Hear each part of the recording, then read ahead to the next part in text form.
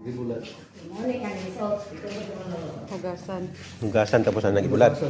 Pero dili pa kayo siya dry, sir. Hugasan din. Pero pag harvest sa bunga, pila ka adlaw ay ninyo bibuak. Pwede masabok on ko dahil laro. Ano pagkahuman?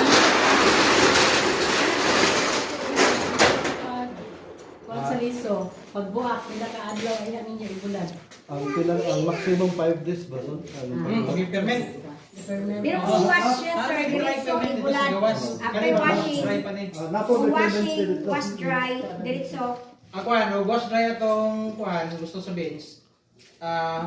Sa mga practice lang ideally 3 days tanog, then yung hugasan. So limpyo gyud siya kay mga tanggal to yung mga lamog. So kanang, what I mean, sir, is kanang tanong, sir, pag gikan sa pag-harvest sa bunga, paingon diri sa inyong building, gibuak na siya.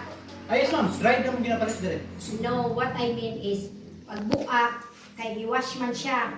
So, gikan sa pagbuak, diretso giwash or Buwas siya 3 days. Harvest na karon. Pwede gyapon sa iwas.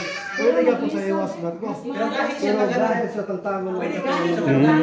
Yan, lamog-lamog. Pero mapundo nimo siya, gikan sa 3 days. pagbuak, mga 3 days. Dali na siya Dali hugasan. siya ugasan. Mawita na purmiro niya ang ako sa purmiro kay wala gyud matutugas, wala na kugas gibulan. Maitom. Ito. Pero mahugasan na siya pero tigil sa dahayan tulo ka na. Puti siya. Total ni absorb naman to ang iyang kwan. Hugasan ano ibulat? Hugasan. Mas dali siya makuha.